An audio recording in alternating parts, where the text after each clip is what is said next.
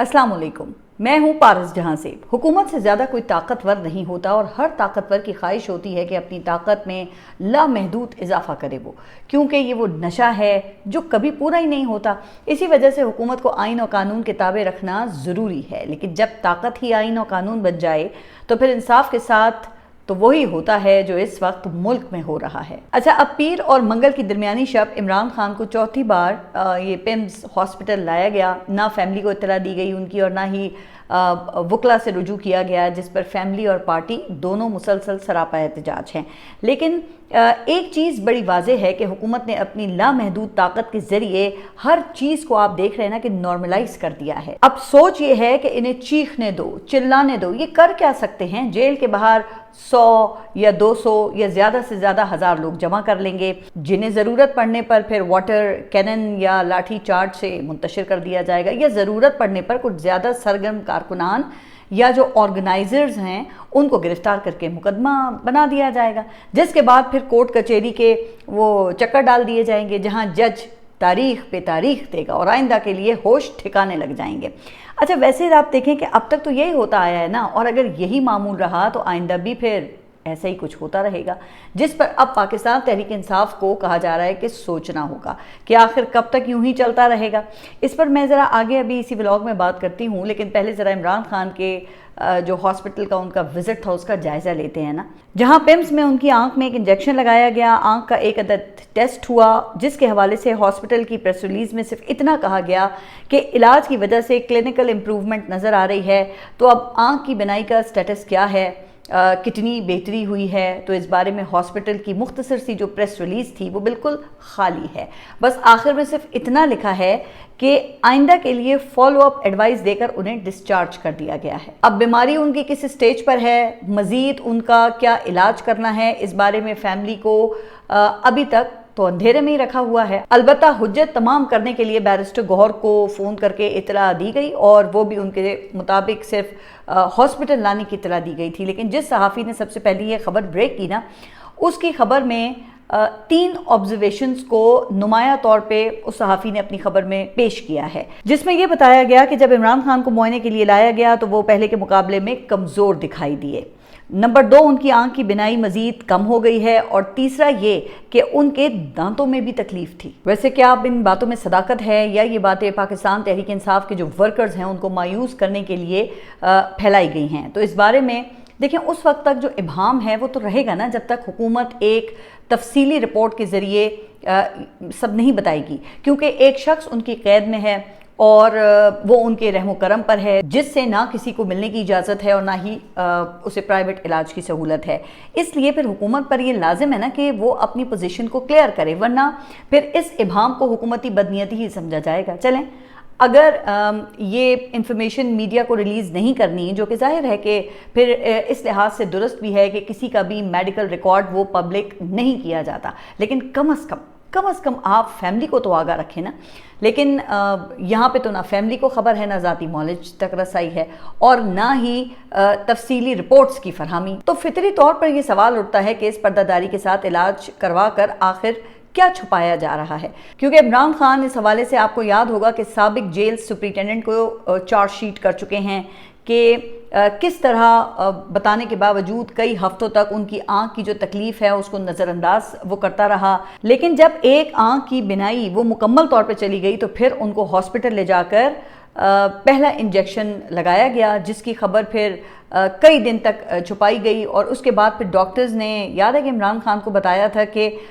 15% बिनाई आपकी आंख की बहाल हो गई है। लेकिन अब जब चौथा इंजेक्शन लगाने के बाद भी अगर मीडिया रिपोर्ट्स में ये दावा किया जा रहा है कि खान साहब की बिनाई मजीद कमज़ोर हो गई है, तो इस दावे की हुकूमत को तस्दीक या फिर तरदीद तो करनी चाहिए ना, क्योंकि आखिरी बार अदालती हुक्म पर जब उनके वकील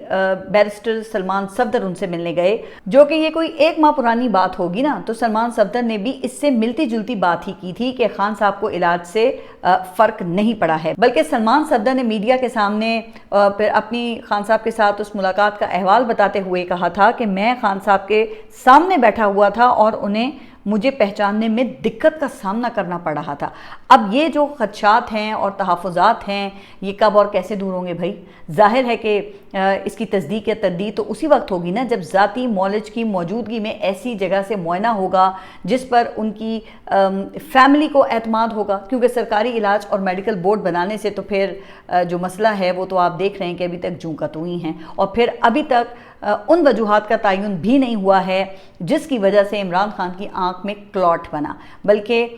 عمران خان تو آپ کے علم میں ہے کہ سخت قسم کی ایکسرسائز کرنے والے شخص ہیں، وہ صحت مند روٹین کو فالو کرتے ہیں، پھر اچانک یہ سب کیسے ہو گیا؟ تو جناب یہ وہ خدشات ہیں جن کی بنیاد پر پھر یہ کہا گیا ہے کہ کہیں خدا نخواستہ ان کو خوراک کے ذریعے تو کچھ ایسا نہیں دیا گیا جس سے یہ کلاٹ بنا۔ اچھا جی، پھر اہم بات یہ ہے کہ اسی دوران بشرا بی بی کی بھی دائیں آنکھ کا مسئلہ شروع ہو گیا ہے۔ اب گزشتہ روز جیل میں ان کی آنکھ کا بھی ٹریٹمنٹ کیا گیا۔ اسی طرح لاہور میں قید صنم جاوید کی بھی دائیں آنکھ کا مسئلہ رپورٹ ہوا ہے، جس سے پھر ظاہر ہے یہ سوال اٹھتا ہے نا کہ آخر جیل میں جا کر ہی آنکھ کا مسئلہ یہ کیوں شروع ہو جاتا ہے؟ اب ہو سکتا ہے کہ یہ اتفاق ہو، لیکن یہ بات کوئی مانے گا نہیں جب تک غیر جانبدار اور قابل اعتماد ماحول میں عمران خان کا مکمل طبی معائنہ نہیں ہو جاتا۔ تو اب اس صورتحال میں دیکھنا یہ ہے کہ پھر پارٹی کیا کرتی ہے، کیونکہ اڈیالہ جیل کے باہر بھی آپ دیکھ رہے ہیں کہ دن بدن تعداد وہ کم ہوتی جا رہی ہے۔ اچھا، علیمہ خان نے ایک بار پھر اب یہ مطالبہ کیا ہے کہ 10,000 پارٹی عہدیدار اڈیالہ جیل کے باہر جمع ہوں تاکہ حکومت پر دباؤ بڑھے اور وہ عمران خان کا مناسب علاج کروائے اور ان کے اہل خانہ سے ملاقاتوں کا بھی انتظام کرے۔ لیکن جناب بظاہر تو ایسا لگتا ہے کہ پارٹی میں اس قسم کی کوئی ارجنسی دور تک ہے ہی نہیں، جبکہ اس کے مقابلے میں اگر آپ کو یاد ہو کہ میاں محمد نواز شریف کا آپ کیس لے لیں تو اس وقت مسلم لیگ نون نے وہ تو آسمان سر پہ اٹھا لیا تھا۔ ہاں یہ بات درست ہے کہ اس وقت میڈیا اور عدلیہ کا کردار بھی اہم تھا، کیونکہ کہیں سے اشارہ آ گیا تھا۔ ظاہر ہے کہ جنرل باجوہ نے ایکسٹینشن کا ووٹ لینا تھا، لیکن کم از کم اس وقت مسلم لیگ نون کی کوئی حکمت عملی تو نظر آتی تھی نا، لیکن یہاں پر تو کوئی واضح لاہ عمل ہی دکھائی نہیں دیتا ان کا، جس کا اظہار پھر عمران خان کی سیکیورٹی ٹیم کے سابق انچارج اور درینہ کارکن احمد خان نیازی ان کی طرف سے کیا گیا ہے۔ اب ان کا کہنا یہ تھا کہ 6 ماہ ہو گئے ہیں جب سہیل آفریدی کو خان صاحب نے وزیر اعلیٰ بنایا، اور ان 6 ماہ میں ورکرز ان سے کہتے رہے کہ ہمیں عمران خان کی رہائی کے لیے تحریک کا روڈ میپ دیں، یہ بتائیں کہ ایسا کون سا طریقہ ہے جس سے عمران خان کی رہائی ممکن ہو سکتی ہے۔ لیکن احمد نیازی کے بقول بدقسمتی سے پارٹی نے عمران خان کو فٹ بال بنایا ہوا ہے۔ سہیل آفریدی کے پاس جاتے ہیں تو وہ کہتے ہیں کہ اچکزئی کے پاس جاؤ، اچکزئی کے پاس جاتے ہیں تو وہ کہتے ہیں کہ جنید اکبر کے پاس جاؤ، ان کے پاس جاؤ تو وہ کہتے ہیں کہ بیرسٹر گوہر کے پاس جاؤ، اور بیرسٹر گوہر سے بال گھما پھرا کر پھر وزیر اعلیٰ کے پاس آ جاتی ہے۔ کبھی آزادی موت کنٹینر آ جاتا ہے، کبھی رہائی تحریک رجسٹریشن شروع ہو جاتی ہے، کبھی رمضان، کبھی گرمی اور کبھی سردی، بس یہی سب کچھ چل رہا ہے۔ اچھا، پھر احمد نیازی کے بقول کہ حال ہی میں مردان میں آخری بار یہ واردات کی گئی کہ اس فٹ بال کو دوبارہ اڈیالہ جیل میں پھینک دیا، کیونکہ ان کے مطابق سہیل آفریدی نے ورکرز کو یہ کہا ہے کہ میں عمران خان کی ہدایات کے بغیر کچھ بھی نہیں کروں گا۔ اب جناب عمران خان سے ملاقات ہوگی تو کوئی ہدایات ملیں گی نا، جو کہ وفاقی حکومت لگ تو یہ رہا ہے کہ وہ کبھی نہیں کروائے گی، تو پھر کیا کرنا ہے یہ فی الحال کسی کو نہیں پتا۔ اچھا، اس حوالے سے ابھی گزشتہ روز علیمہ خان سے وزیر اعلیٰ کی اسٹریٹ موومنٹ کے بارے میں بھی سوال کیا گیا، جس پر علیمہ خان کا یہ کہنا تھا کہ اس وقت ہم چاہتے ہیں کہ وہ آ کر اڈیالہ کے باہر دھرنا دیں تاکہ ہم حکومت پر اتنا دباؤ ڈال سکیں کہ عمران خان کو ہاسپٹل میں علاج کی سہولت مل سکے۔ تو اب کیا وزیر اعلیٰ وہ دھرنا دیں گے اڈیالہ کے باہر؟ تو اس حوالے سے خیبر پختونخوا حکومت کے فرنٹ پر تو اس وقت خاموشی ہی چھائی ہوئی ہے۔ یقیناً پریس کانفرنسز ہوتی ہیں، بیانات بھی جاری ہوتے ہیں، لیکن حکمت عملی کے لحاظ سے تو کچھ بھی دکھائی نہیں دیتا نا۔ حالانکہ کہا گیا تھا کہ ہم نوجوانوں کو بہت بڑی تعداد میں آرگنائز کر کے تحریک چلائیں گے۔ اب یہ صوبائی حکومت کا فرض ہے نا کہ پھر کھل کر بتائیں کہ ان کی راہ میں کیا رکاوٹیں حائل ہیں، کیونکہ خبریں یہ بھی آ رہی ہیں کہ بیوروکریسی تعاون نہیں کر رہی ہے اور پولیس کے جو معاملات ہیں وہ بھی زیادہ تر یہ وفاق سے ہی چلتے ہیں۔ لیکن بہرحال گزشتہ 2 دنوں میں سہیل آفریدی کی محمود خان اچکزئی سے ملاقات ہوئی ہے، جس میں کہا جاتا ہے کہ سیاسی انتقام کے خلاف مشترکہ حکمت عملی بنانے اور قومی مسائل کے حل کے لیے مل کر کام کرنے پر اتفاق کیا گیا، اور عمران خان کی صحت، قانونی دستاویزات پر دستخط سے روکنے اور انصاف تک رسائی میں حائل رکاوٹوں پر تبادلہ خیال کیا گیا۔ اب جناب پتہ نہیں کہ اس تبادلہ خیال اور اتفاق کو عملی حکمت عملی میں کب اور کیسے ڈھالا جائے گا۔ تو اس سوال کا جواب وہ پاکستان تحریک انصاف کی جیل سے باہر موجود جو لیڈرشپ ہے اسی کو دینا ہے نا۔ اچھا، اب سیاسی فرنٹ پر صورتحال یہ ہے تو دوسری طرف پھر عدالتوں میں جو کچھ ہو رہا ہے اسے دیکھ کر کم از کم پاکستان تحریک انصاف کے لیے تو اس وقت کسی ریلیف کا کوئی امکان نہیں دکھائی دیتا، جس کا اندازہ لاہور ہائی کورٹ کے گزشتہ روز کے فیصلے سے پھر لگایا جا سکتا ہے، جس کے تحت اعجاز چودھری اور میاں محمود الرشید کی جانب سے 9 مئی کیسز میں دائر کی گئی سزا معطلی کی درخواستوں کو مسترد کیا گیا ہے۔ اچھا، اور پھر اسلام آباد ہائی کورٹ میں ججز کی ٹرانسفر کا واقعہ وہ اس کا ایک اور بڑا ثبوت ہے، جس کی ویسے تو کئی ماہ سے توقع کی جا رہی تھی، کیونکہ یہ خبریں تو سننے میں آ رہی تھیں، کیونکہ 27ویں ترمیم لانے کی جو ایک بنیادی وجہ وہ یہی تھی کہ کسی طرح جوڈیشری کو قابو میں کرنا ہے۔ اب گزشتہ روز میں ایک حکومتی حلقوں کے قریب سمجھے جانے والے تجزیہ کار ہیں ان کو سن رہی تھی، جن کا کہنا یہ تھا کہ ان ٹرانسفر سے عدلیہ کو علائشوں سے پاک کر دیا گیا ہے۔ تو اس ایکسپریشن سے پھر آپ سمجھ لیں کہ ان اقدامات کا مطلب کیا ہے۔ مطلب یہ ہے کہ کوئی ایسا جج نہیں چاہیے جو دباؤ کا سامنا کر سکے یا جس کی عدالت سے عمران خان اور پاکستان تحریک انصاف کو ریلیف ملنے کا یہ ذرا برابر بھی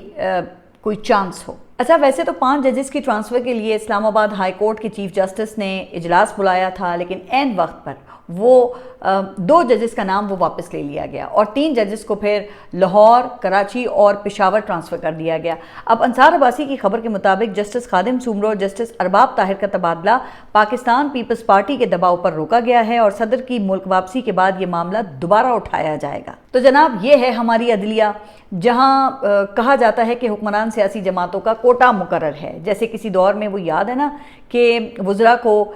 سرکاری ملازمین بھرتی کرنے یا ٹرانسفر کرنے کا ان کو بھی وزراء کو کوٹا دیا جاتا تھا، اب عدلیہ کی بھی لگتا ہے وہی حالت ہو گئی ہے۔ اور دلچسپ بات یہ ہے کہ جسٹس محسن اختر کیانی، جو کہ اسلام آباد ہائی کورٹ کے سب سے سینئر ترین جج ہیں، جب گزشتہ روز ان کی ٹرانسفر کا کیس جوڈیشل کمیشن میں ڈسکس ہو رہا تھا نا، تو اس وقت وہ ایک کیس کی سماعت کر رہے تھے، جس میں انہوں نے ٹیلی کمیونیکیشن ٹرائبونل کے ممبر فائنانس کی تعیناتی کے لیے 18 مئی کی ڈیڈ لائن دی اور کہا کہ اگر یہ تعیناتی نہ ہوئی تو وزیر اعظم کو طلب کریں گے، کیونکہ گزشتہ 4 سماعتوں سے حکومت وقت ہی مانگ رہی تھی۔ تو اب بتائیے کہ بھلا ایسے ججز کو کیا حکومت برداشت کر سکتی ہے؟ لیکن آپ ذرا زیادتی دیکھیے کہ اسلام آباد کے یہ سینئر ترین جج اب لاہور ہائی کورٹ میں جا کر سینیورٹی لسٹ میں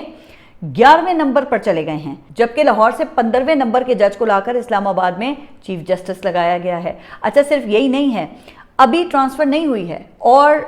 جناب انصار عباسی کے ذرائع نے یہ بھی بتا دیا ہے کہ لاہور ہائی کورٹ میں بھی انہیں لاہور رجسٹری میں تعینات نہیں کیا جائے گا، بلکہ ملتان یا بہاولپور بھیجا جائے گا۔ اچھا، اسی طرح پھر دوسرے جج وہ بابر ستار ہیں، جن کو پشاور ہائی کورٹ ٹرانسفر کیا گیا ہے اور ان کے بارے میں بھی کہا گیا ہے کہ انہیں بنو رجسٹری میں بھیجا جائے گا، جبکہ تیسری جج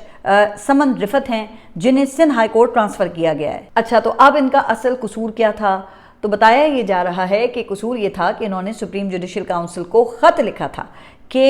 ایجنسیاں ہمارے جوڈیشل فنکشن میں مداخلت کرتی ہیں، اور مختلف واقعات کا حوالہ دے کر یہ بھی بتایا گیا تھا کہ کس طرح حکومتی اداروں کی جانب سے انہیں ہراساں کیا گیا ہے۔ کسی کے بیڈ روم سے خفیہ کیمرے نکلے، کسی کے والد کو اٹھا لیا گیا اور کسی کی فیملی انفارمیشن وہ تک لیک کر دی گئی۔ لیکن عدلیہ نے اپنے ججز کے ساتھ کیا کیا؟ تو جناب، یہ جان کر آپ کو پتا چلے گا کہ عدلیہ میں اس وقت چل کیا رہا ہے۔ تو ہوا یہ کہ جب ان ججز کی جانب سے خط لکھا گیا تھا نا، تو اس وقت کے چیف جسٹس قاضی فائز عیسیٰ نے ان کو بلایا سب کو، اور جاتے ہی ان سب سے یہ کہا کہ اپنے فون وہ باہر جمع کرا کر آئیں، جس پر ججز نے ظاہر ہے کہ اعتراض کیا، اور پھر قاضی فائز عیسیٰ نے جاتے ہی ان ججز پر چڑھائی شروع کر دی۔ ان کو کہا کہ آپ نے میری پیٹھ میں چھرا گھونپا ہے، آپ نے یہ کیا ہے، آپ نے وہ کیا ہے، اور پھر بجائے کہ وہ ان ججز کے تحفظات دور کرتے، قاضی فائز عیسیٰ نے الٹا ان ججز کو ہی قصوروار ٹھہرا دیا، جس کے بعد نہ جسٹس قاضی فائز عیسیٰ اور نہ ہی سپریم کورٹ کے کسی اور جج کو اتنی توفیق ہوئی کہ وہ ان ججز کے لیے آواز اٹھا سکے، سوائے اطہر من اللہ کے، کیونکہ اطہر من اللہ نے ہی ان ججز کو تعینات کیا تھا جب وہ اسلام آباد ہائی کورٹ کے چیف جسٹس تھے۔ لیکن چونکہ کہا یہ جاتا ہے کہ قاضی فائز عیسیٰ کو ایکسٹینشن کا دانہ ڈالا گیا تھا، اس لیے قاضی فائز عیسیٰ نے پھر پوزیشن دینے کے بجائے وزیر اعظم شہباز شریف سے ملاقات کر کے معاملے پر مٹی ڈالنے کی پوری کوشش کی، جس کی وجہ سے حکومت کو وقت ملا، اور اس وقت میں پھر یہ 26ویں اور 27ویں ترامیم یہ پاس کروا لی گئی۔ اچھا، پھر جب موجودہ چیف جسٹس یحییٰ آفریدی کا دور شروع ہوا نا، तो एक बार फिर इन जजेस को बुला लिया गया और जस्टिस याह्या आफरीदी ने भी बताया ये जाता है कि शिकायत दूर करने के बजाय फिर उल्टा इन्हीं जजेस को मौरूद इल्जाम ठहरा दिया कि आप लोगों के एजेंसी से राब्ते थे। अब कहा यह जाता है कि ये बात तो साबित हो गई है ना कि किसके राब्ते थे और किसके राब्ते नहीं थे। अगर राब्ते होते तो क्या ये जजेस ये ट्रांसफ़र होते। लेकिन खैर, अब कहा जाता है कि अगला नंबर लाहौर हाई कोर्ट का है, जहां से पहले जस्टिस शहजाद मलिक को सुप्रीम कोर्ट लाया गया क्योंकि उन्होंने अपनी मर्जी के आज़ाद जजेस पर मुश्तमिल इलेक्शन ट्राइब्यूनल बना लिए थे, जिसके खिलाफ इलेक्शन कमीशन ने काजी फाइज ईसा से रुजू किया और काजी साहब ने उन्हें फिर लाहौर हाई कोर्ट से उठाकर वो उनको सुप्रीम कोर्ट ले आए थे, क्योंकि ये खदशा भी पैदा हो गया था ना कि अगर इन्हें नहीं लाया जाता तो फिर 9 मई के केसेस के खिलाफ भी पाकिस्तान तहरीक इंसाफ को रिलीफ मिलने का इम्कान था। अच्छा, जिसके बाद फिर चीफ जस्टिस आलिया नीलम को लाहौर हाई कोर्ट का चीफ जस्टिस बनाया गया और जिन्होंने कहा जाता है कि आते ही तमाम अहम केसेस ऐसे जजेस के हवाले किए जिन पर हुकूमत को मुकम्मल एतमाद था। अच्छा, अब जस्टिस आलिया नीलम की एलिवेशन ड्यू है, तो बताया ये जाता है कि उनकी जगह जस्टिस शहबाज रिजवी को लाहौर हाई कोर्ट का चीफ जस्टिस बनाने का चांस रोशन है। और अभी गुज़िश्ता रोज़ 9 मई के केसेस में सज़ा मुअत्तली की दरखास्तें वो जस्टिस रिजवी ने ही मुस्तरद की हैं। हालांकि आप देखें कि मियां महमूद रशीद और एजाज चौधरी को जेल गए ये 3 साल हो गए हैं और 3 साल बाद अदालतें आमतौर पर रिलीफ दे ही देती हैं ना। बहरहाल अब देखना यह है कि अदलिया में किए गए ट्रांसफ़र्स के असरात अब क्या होंगे। तो कहा यह जाता है कि अब हर जज वो ये जुडिशल कमीशन के मेंबर से बनाकर ही रखेगा, जिसमें जाहिर है कि हुकूमत और बार नुमाइंदे वो अक्सरियत में मौजूद हैं। लिहाजा अब हर जज की ख्वाहिश होगी ना कि वो हुकूमत और बार के नुमाइंदों को खुश रखे, जिसमें ख़ास तौर पे इंडिपेंडेंट ग्रुप शामिल है। अब जनाब, इसीलिए तो आजकल ये बात बड़ी मशहूर है कि अगर किसी ने अपने हक में फ़ैसला करवाना है तो इंडिपेंडेंट ग्रुप के किसी बड़े वकील को वो हायर करे। अब इससे अदलिया की आज़ादी और वक़ार का फिर क्या तासुर जाता है। तो क्या ख्याल है कि क्या इस चीज़ की किसी को यहाँ पर कोई ज़र्रा बराबर भी परवाह है? हुकूमत का काम निकल रहा है और जजेस को मरात मिल रही हैं। अब रह गई अवाम, तो वो तो भुगतेंगे ही ना, क्योंकि वो तो पहले से ही भुगत रहे हैं। अच्छा, अब हाल ये है कि आईनी अदालत कायम करने और मौजूदा अदालतों में जजेस की तादाद बढ़ाने के बाद भी जो पेंडिंग केसेस हैं ना, उनकी तादाद पर कोई फ़र्क नहीं पड़ा है, अलबत्ता बजट पर फ़र्क ज़रूर पड़ा है। क्योंकि रिपोर्ट ये हो रहा है कि आईनी अदालत के जजेस के लिए सेडान गाड़ियों के मुकाबले में लैंड क्रूज़र्स आ गई हैं और अब लैंड क्रूज़र से BMW की जानिब पेशरफ्त हो रही है। खैर देखें, मुझे इस पर कोई एतराज़ नहीं है अगर इसके साथ साथ आज़ादी और गैर जानिबदाराना इंसाफ की फरहमी को भी यकीनी बनाया जाए, जो कि अभी तक तो नज़र नहीं आता है। बहरहाल आगे बढ़ते हैं और अदलिया से थोड़ा एग्जीक्यूटिव की तरफ आते हैं ना, जहां वजीर पेट्रोलियम अली परवेज मलिक ने इंकिशाफ किया है कि हुकूमत के पास पेट्रोल का एक दिन का भी स्ट्रेटेजिक ज़ख़ीरा मौजूद नहीं है और अब वजीर आज़म और चीफ ऑफ डिफेंस फोर्सेस के साथ ये तय किया है कि क्रूड ऑयल का 30 दिन का ज़ख़ीरा बनाया जाए। वाह भाई वाह, क्या बात है कि अभी 2 दिन पहले वजीर आज़म अवाम को ये बता रहे थे कि हुकूमत 90 दिन के तेल का ज़ख़ीरा कायम करने का इरादा रखती है,